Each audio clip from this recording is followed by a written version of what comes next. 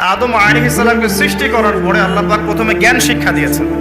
ওয়াল্লামা আদম আল আসমাআ কুল্লাহা, সমস্ত নাম আমি আদমকে শিক্ষা দিয়েছিলাম।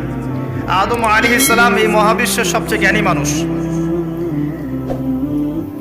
এই জ্ঞানী মানুষকে জ্ঞানের কারণে সম্মানিত করা হয়েছে, ফেরেশতাদের সামনে উপস্থাপন করা হয়েছে, বলা হয়েছে সিজদা করতে। ফাসাজাদু, সবাই সিজদা করেছে, ইল্লা ইবলিস, ইবলিস করে নাই। কেন করেনি? আবা ওয়াস্তাকবার। খলাকতানি মিন নার ওয়া খলাকতাহু মিন তিন, আমাকে সৃষ্টি করেছেন আগুন দিয়ে, তাকে মাটি দিয়ে। এই অহংকার ইবলিসকে সিজদা করতে নিষেধ করেছে। এখানে আমাদের জন্য শিক্ষা আছে যে আমরাও যদি অহংকারী হই, আমাদের জ্ঞান যদি আমাদেরকে অহংকারী বানায়, তাহলে সেটা জ্ঞান নয়। আমার দারুল উলুম থেকে সার্টিফিকেট থাকতে পারে, হৃদয়ের মধ্যে অহংকার থাকলে আমি জান্নাতে যেতে পারবো না, ফুল স্টপ। আর অহংকার কি? মানুষকে তুচ্ছ করা এবং সত্যকে প্রত্যাখ্যান করা।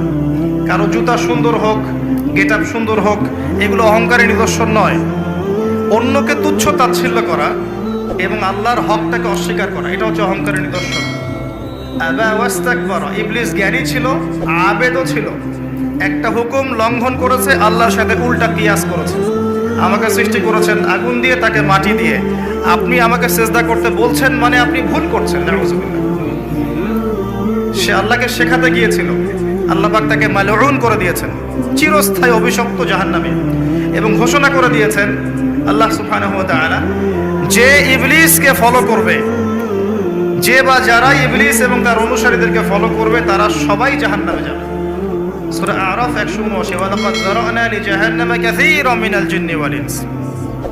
এখানে অনেক উলামায়ে কেরাম আছেন, আমার কথাগুলো তারা খুব ভালো বুঝবেন এবং তারা এই ব্যাপারটা স্বীকার করবেন।